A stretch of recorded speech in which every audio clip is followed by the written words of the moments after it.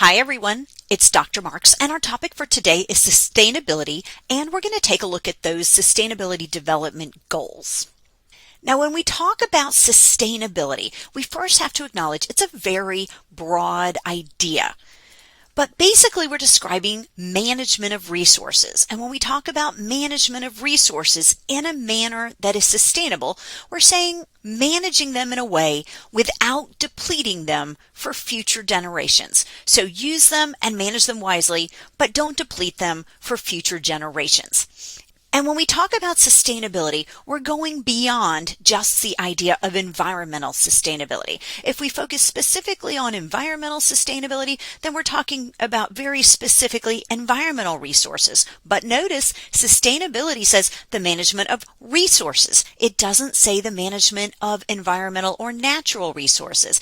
And if you think about firms and nations, they have resources beyond just the natural environment. Now, a related topic is that of sustainable development. And sometimes these are used a little bit interchangeably, and you might see me do that as well. But when we talk about sustainable development, we're describing processes for improving long-term economic well-being. So we want to develop, but we want to develop sustainably.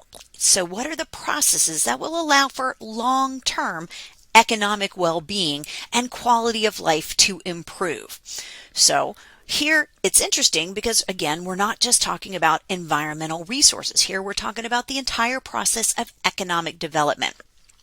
But when we talk about sustainable development, again, we're back to that same theme without compromising future generations' ability to meet their needs.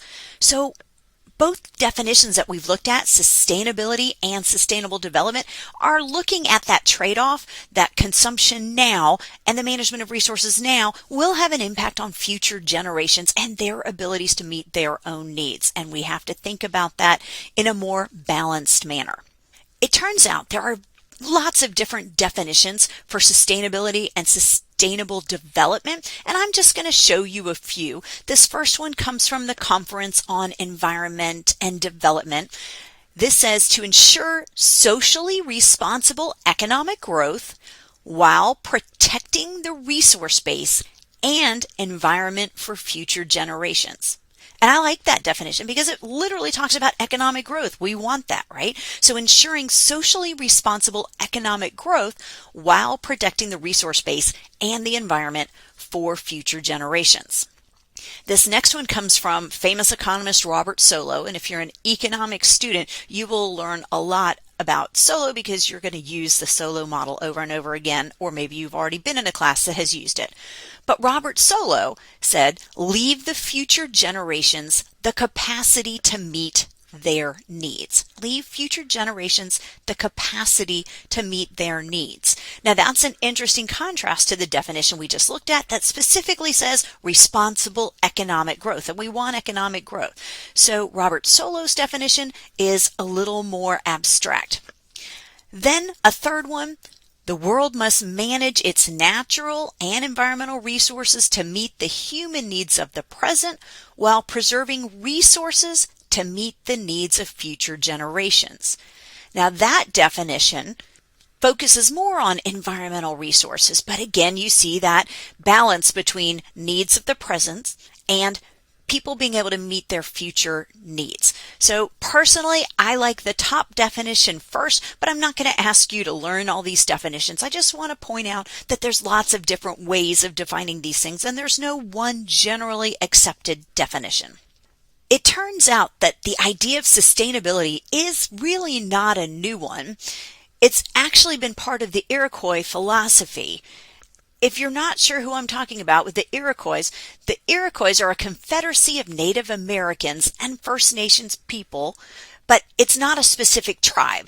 I've seen some references that say it might be overlapping 5 or 6 or 7 different tribes, but it's a confederacy. Well, this is defining the way they think, and their 7th generation principle requires them to think about decisions we make today should result in a sustainable world 7 generations into the future.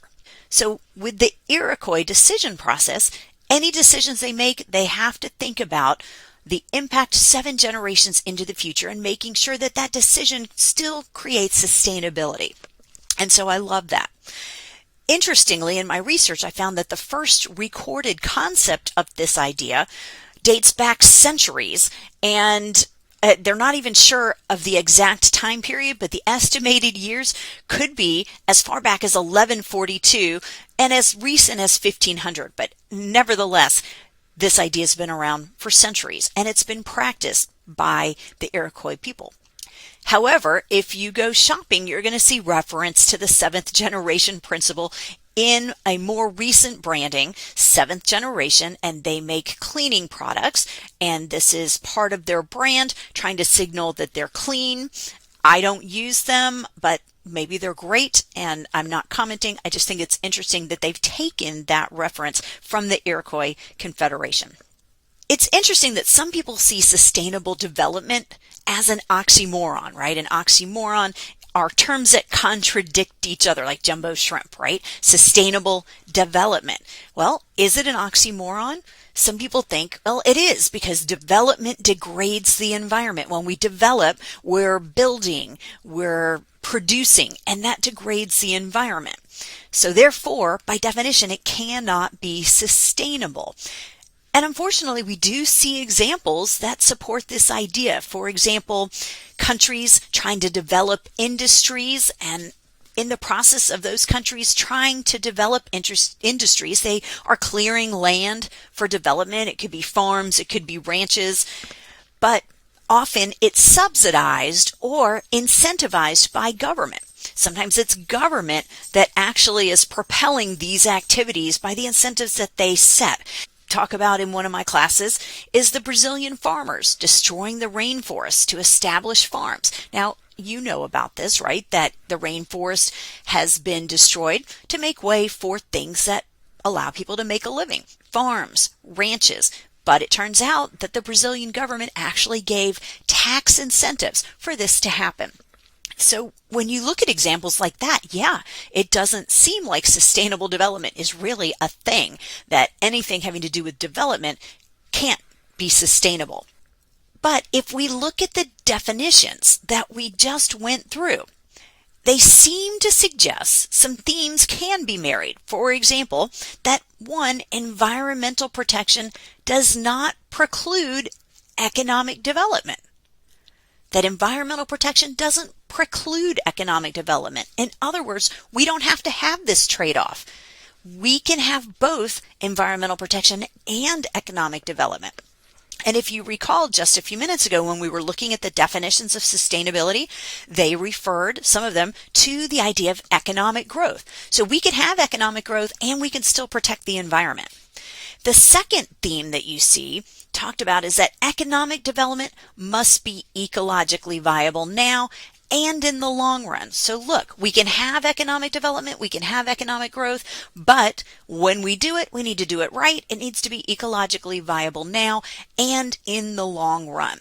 So it doesn't seem as much like an oxymoron when you think about it that way. And luckily, we have great examples that illustrate that it's not an oxymoron. And one of those comes from Costa Rica and their focus on ecotourism. We know that Costa Rica has established a national ethic of sustainability, but they also are one of the #1 destinations for ecotourism. Well, by focusing on ecotourism, they now have an incentive to protect rainforests, right? Because tourists are being attracted by these healthy rainforests. If they don't protect their rainforests, then they're not going to be a #1 destination for ecotourism. So tourists are attracted by the fact that the trees are standing and you can see the animals. But it also turns out that when you have ecotourism, it puts a value on living forests. So now Costa Ricans, instead of clear cutting the forest to make way for ranches and farms, they can now have a value from the living forest. In other words, they can have jobs and income associated with living forests. Imagine leading treks, being a tour guide, having zip lines. These are all things that operate within living forests, and people will pay a lot of money to participate. It also turns out that this promotes economic development and economic growth. So Costa Rica is a good example that we can have sustainable development and that we can have economic growth. We can have economic development while protecting the environment. It doesn't have to be a trade-off. Let's talk for a minute about the Brundtland Report, because this is a very famous report. And the reason it's famous is that it made sustainability a global concern. Before that, it might not have had the global attention that it deserved. And technically, the name of the Brundtland Report is Our Common Future. So you're going to see it referred to as the Brundtland Report or Our Common Future.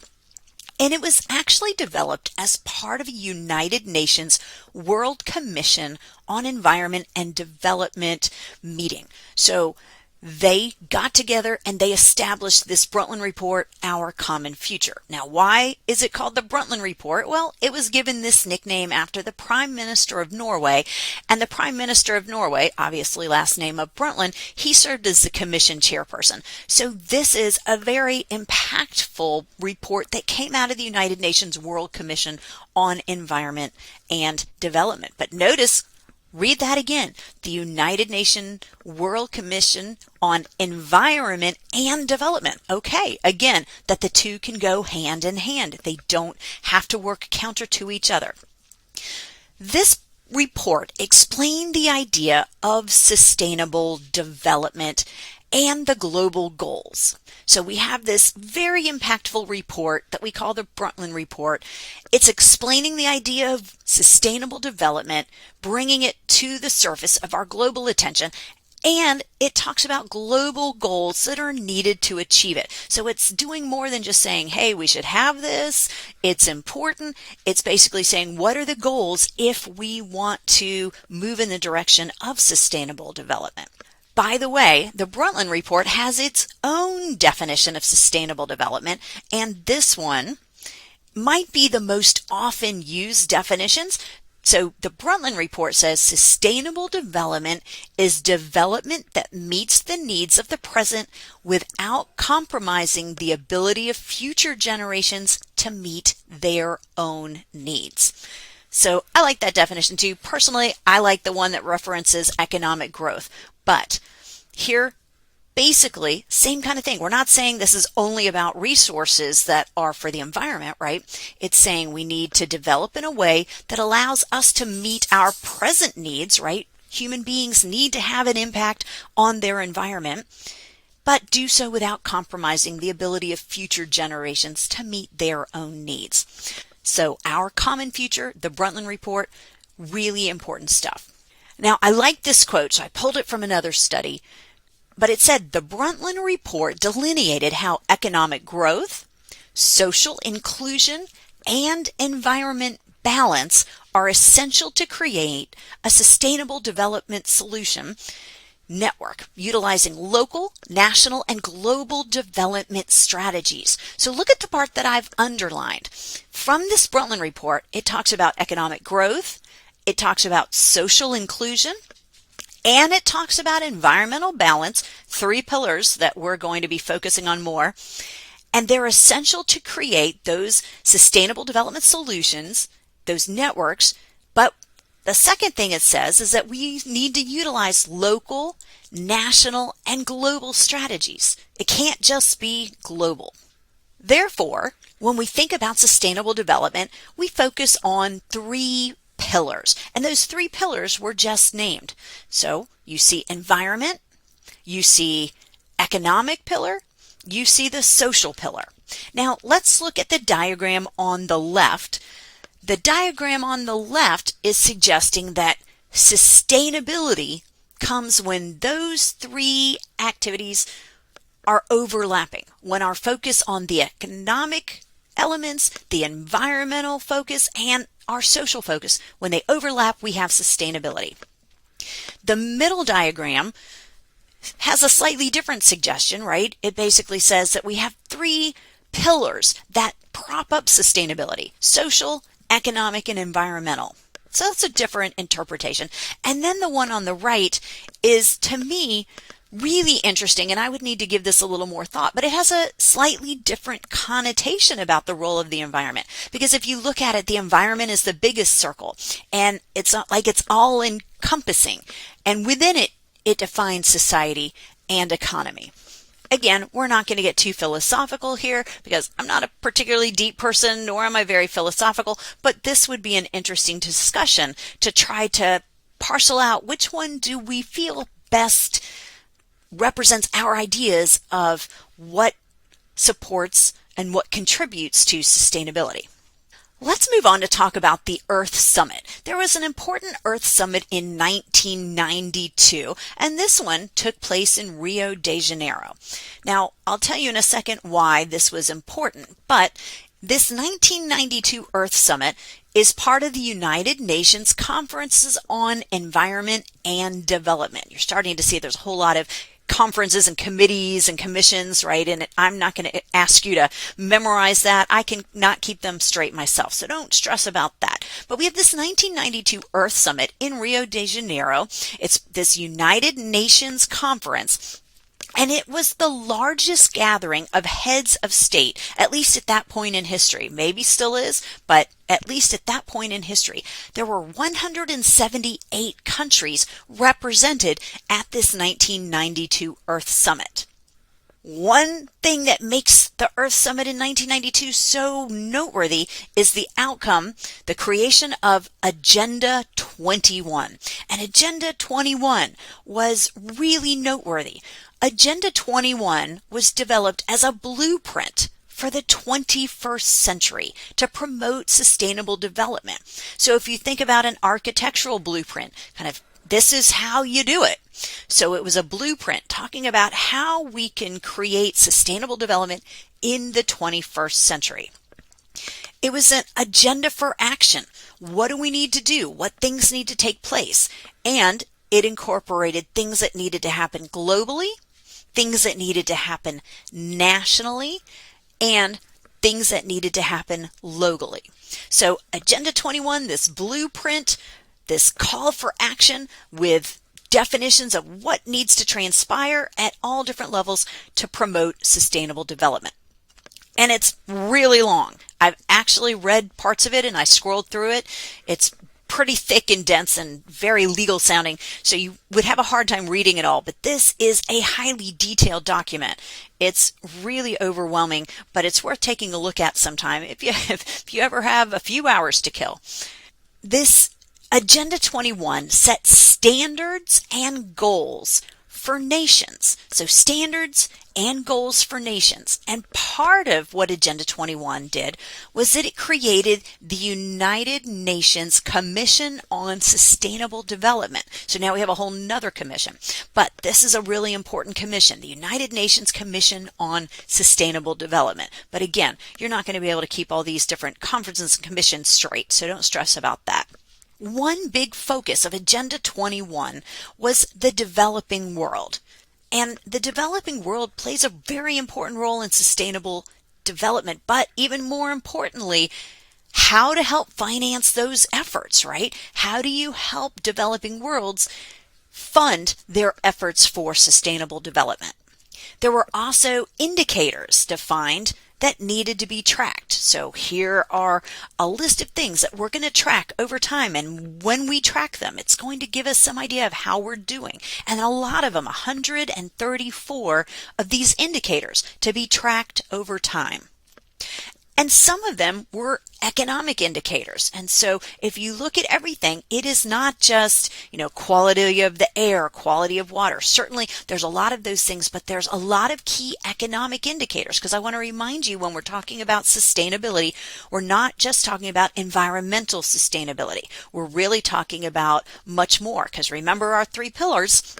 We've got the environment, but we've also got the economy, and we've got that social pillar as well.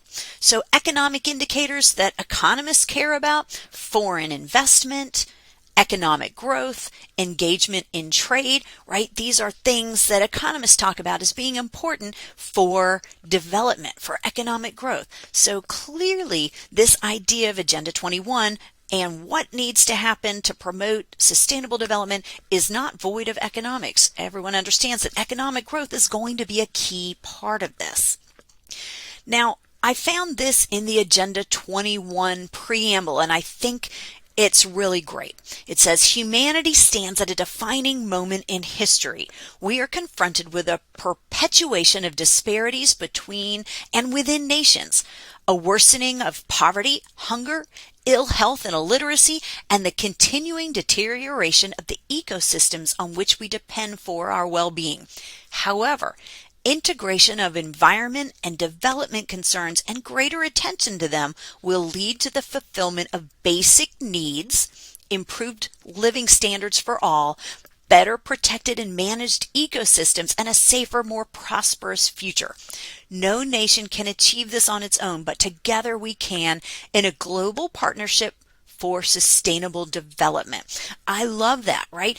You read that and you instantly get excited. So you can imagine, based on this 1992 Earth Summit and the Agenda 21, that everyone's really pumped up, right? You read that and all you want to say is, hey, okay, team, let's go do this, right? Well, let's take a look at some of the table of contents of Agenda 21, and I'm not going to read these to you because this is a lot, but I want you to get a general sense of how specific and meaty this is. In Section 1, Agenda 21 is talking about the social and economic dimensions. Take a look at some of these things. We've got combating poverty, changing consumption patterns, protecting and promoting human health. So you get the idea, social and economic dimensions. Then it goes on to talk about conservation and management of resources for development. Oh my gosh, this list is wrong, right? But it goes from the atmosphere to land resources to deforestation to desertification. We've got biological diversity, biotechnology. It just goes on and on and on. So this is incredibly thorough in detailing all of those environmental issues that need attention. Section 3, we're talking about strengthening the role of major groups. So who are the stakeholders here? And you see we've got global action for women, we see children and youth, we see local authorities, workers and trade unions, business and industry, technological community, and farmers, right? And I didn't even list them all, but who are all the players? In what way can everyone contribute to sustainable development? Then we have means of implementation. And for me, this is probably the most interesting part because my brain would be just kind of exploding trying to think of how are we going to make this happen? What is the means of implementation? This is a really enormous undertaking with a lot of players. Here you see it talking about financial resources. Ding, ding, ding. Okay, somebody's got to pay for this. But then we've got science. We've got promoting education. We've got decision making. We've got legal instruments. There's a lot of details here that would be interesting to get into in the nitty gritty. And I did look at some of those, especially the financing. One important thing about Agenda 21, as I just said, is the financing. So I pulled a little language on that. Notice this language. It says the developmental and environmental objectives of Agenda 21 will require a substantial flow of new and additional financial resources to developing countries. Okay, so what does this sound like we're saying? We need new resources and we need additional financial resources. So new resources may not be financial, but new and additional financial resources that need to flow to the developing countries. Well, from who? Who's going to be responsible for paying for this? And that's going to become probably the problem, one of the big impediments, and we'll talk about that more later. Here it says that in general, the financing for the implementation of Agenda 21 will come from a country's own public and private sectors. Okay. For developing countries, because, right, they're not going to have public and private sectors that can support this level of activity. So it says for developing countries, particularly the least developed countries, ODA is a main source of external funding. Okay, so they have this external source of funding, and substantial new and additional funding, same language as before, new and additional funding for sustainable development and implementation of Agenda 21 will be required. All right, here's the details. Developed countries reaffirm their commitment to reach the accepted United Nations target of 0.7% of GNP. All right, so what is that saying? That the developed countries of the world, they're the ones that are going to have to subsidize the developing countries, right? We knew that was going to be the case. And the United Nations is setting a target. That target is 0.7% of GNP, gross national product. Again, note gross national product is kind of like GDP, gross domestic product, but instead of being within a country's borders, it is final goods and services produced by a country's people. So it's a little bit different. 0.7%. Now, guys, that's not small. It is less than 1% of your GDP, but it is still a sizable commitment here. It also says commitment. Is it a commitment? How does that work? Are all countries committing to this? Is this binding? What's the mechanism for collecting this? What happens if somebody doesn't pay? You can see that this could potentially lead to problems because the funding is going to be key. And without the funding, you don't have a way to help developing nations, and that's where you see some of the biggest concerns. Then we have the 1997 Earth Summit. And here, we're 5 years later, past the 1992 summit where Agenda 21 was formulated. They're meeting in New York with the goal of reviewing the progress. And the conclusions are, number one, that some progress has been made, but maybe not as much as people had hoped. But number two, most of the major problems discussed in 1992, well, they've actually gotten worse. For example, global emissions are continuing to rise. More than 100,000 species have been extinguished from human activity during this time. And they're not seeing the decreases in poverty that they had hoped. Number three, countries were just not following through on their commitments for funding. In other words, those new and additional resources, right? We saw that language over and over again. Well, those resources promised for the developing nations, they are just not there. So remember, this was that 0.7% of gross national product paid for by developed countries. And so was this a commitment? Was this a suggestion? And there's some debate about what exactly was that? Was it just a benchmark? Unclear. And is it enforceable? Is this binding? Can we require countries to pay this? So you can see what happens, that everyone's all excited about this, but then when it's time to put the money where your mouth is, well, it just didn't happen. What are some of the impediments to progress that we saw? Well, in my research, this is what I'm finding. A, international decision-making processes are slow, right? You've got a whole lot of different players here, a whole lot of different countries, and everyone needs to buy in. So how do you make decisions when you have so many different countries at the table? Second, financial priority is just not being given to addressing the problems. Agenda 21 has addressed all kinds of problems and identified problems, but now you have to do something about it, and that takes money. And there's a lot of concerns that compete with this, right? And so the financial priority is just not being given. And then third, there's too little democratic accountability at the global level. In other words, if some aren't doing what we thought they were going to do, if they're not following through, what can this body do about it? How do we hold countries accountable when we're talking about across the globe? Well, this is all going to be huge and highly problematic to making a lot of progress with Agenda 21. So what exactly is needed to try to get over the hurdle and get things on track? Well, first, a body that can set binding standards without needing unanimous agreement. So what do I mean here? Well, somebody has to say, look, you have agreed to this and it was binding, and then we have to say, and you didn't meet this requirement. Instead of going back to all of these, 100 and something member nations that have kind of signed on to participate in global sustainable development, we need some group, some committee, some body.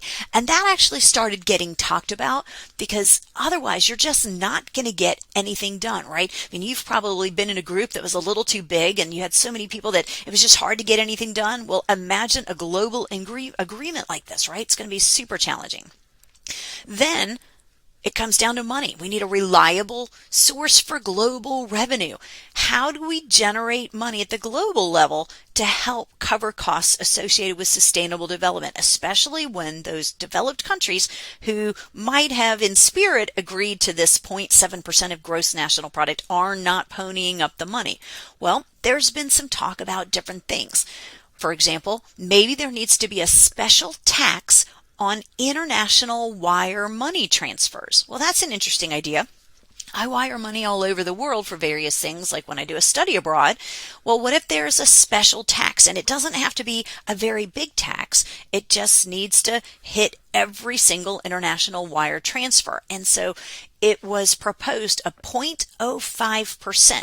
So think about it. What that's saying is 1/20th of 1%. This is just a teeny tiny percentage. But if you calculate that for the whole volume of a year's worth of international wire transfers, well, that adds up to $150 billion a year. Okay, that sounds like an interesting idea. What about a fee for use of the commons? And when we talk about the commons, we're talking about things like the ocean. That's an environmental common, or the air. So what if we charge when entities use the commons? So that's an interesting idea. What are we talking about? Well, I remember seeing a proposed tax on aviation fuel. Now, aviation fuel is maybe a secondary type of tax, but think about it. If we're going to charge for use of the air, then maybe the easiest thing to do is collect it as an aviation fuel tax. So that might have been connected to that idea of having a fee for the use of the commons, because if you are about to take out an airplane, right, you're using the commons because you're using the sky. Anyway, you get the idea. There needs to be reliable sources of global revenue to pay for all of this, and it's got to be something broad. It's got to generate a lot of money. As you think about this, please remember that some of the biggest problems are found in the lesser developed countries, right? More inequality, greater poverty, more deforestation. So some of the biggest problems are found in lesser developed countries. That means you can't do it without them. And they also have the least resources to address sustainability. So they have some of the biggest problems, and they have the least resources. Success at any global level is going to require redistribution, right? We're going to have to take from some and give to the others. So it's going to have to come from the more developed countries, right? The developed world, and it needs to flow to the LDCs, the least developed countries, or the developing countries, right? So these countries, they're going to have to be on board. There's going to have to be some subsidization, if you want to call it. The other thing we have to remember is that it's got to be a global effort, right? The air in Mexico doesn't stay over Mexico, so it can't just be isolated pockets when it comes to at least the environmental component. I use Mexico as an example because I'm from Texas, and they used to have these huge fires in Mexico. And when they had huge fires in Mexico, the air quality in Texas was affected. So the issue is that what happens in one country doesn't necessarily stay in that country, and it can have an effect on others. Just like in Ecuador, pollution in the headwaters of the Amazon River don't just stay in Ecuador. Ecuador has all kinds of rivers that then flow all the way down to the Amazon River and then out to sea. So whatever environmental damage takes place in Ecuador doesn't only affect Ecuador. It's going to have a global impact. And so we need to remember these things as we think through this global approach to sustainable development. So what went wrong in Rio de Janeiro? Well, I found this quote and I really like it. It said, Rio produced too little too late. Certainly, Rio had the effect of raising people's awareness of the global environmental issues in a way about which we should be optimistic and hopeful. All right, so Rio got everyone sitting at the table and now they're aware and they're thinking about this. That's great. Changing of attitudes and education are vitally important in this field. In the end, however, action is required to address the problems. So awareness, but maybe not as much action. And finally, it says, we have had plenty of rhetoric. The time for rhetoric is past. The time for binding international instruments that actually produce change has arrived. Notice the language there. It is time for binding, not optional. Binding. You say you're going to do it, it needs to be binding. International instruments, such as maybe a tax on use of the commons or a tax on international wire transfers. But binding international instruments that actually produce change has arrived. It's time. There have been other summits since the ones we have discussed. So Rio 1992 is followed by New York in 1997, New York in 2000, then they're in Johannesburg, South Africa, 2002. You get the idea, you can read them, but there's been a whole lot of these summits. Jumping to more recent times, we're with our Sustainable Development Goals, and those Sustainable Development Goals are what we would see today. If you're trying to see what right now is our objective, it would be this list of Sustainable Development Goals. There are 17 of them. No poverty, zero hunger, good health and well-being, quality education, gender equality, clean water and sanitation, affordable and clean energy, decent work and economic growth, industry, innovation, and infrastructure, reduced inequalities, sustainable cities and communities, responsible consumption and production, climate action, life below water. That's a challenging one, right? Life on land, peace, justice, and strong institutions, and then finally partnerships for the goals. We're not going to dive into all of those, but hopefully you appreciate that some of these are about the environment, right? Clean energy, clean water and sanitation, climate action. Some of them are about growth, like 8, decent work and economic growth. Some of them are an overlap between social issues and economic, like number 1, no poverty and no hunger. So this is a pretty ambitious set of development goals, the Sustainable Development Goals. You might be wondering, is there progress? Are we getting anywhere?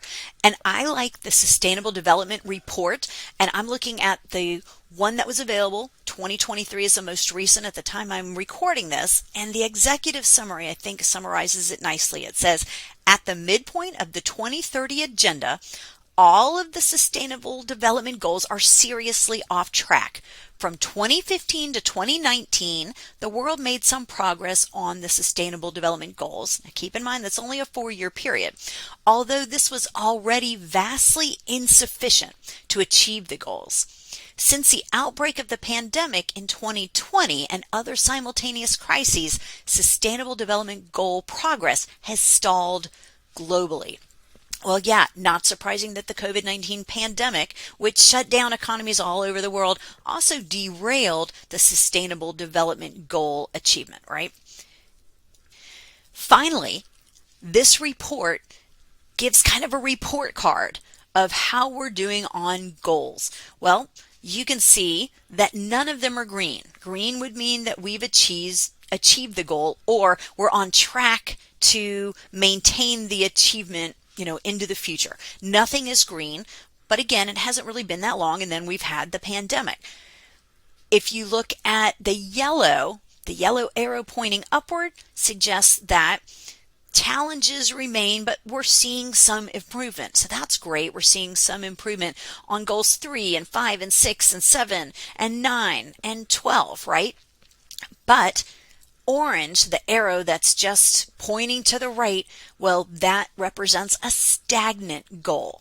And unfortunately, the conclusion here is that the majority of the goals are stagnant. In other words, we're not seeing the progress. and that's unfortunate. So really only time will tell if we can see progress in our sustainable development goals. Now let's talk about Costa Rica, because Costa Rica has been incredibly proactive and they're not waiting on some global agreement. They're taking action, right? They're developing their own methods of funding. They're setting lofty goals, and they've been meeting goals. Of course, there's still some challenges for Costa Rica.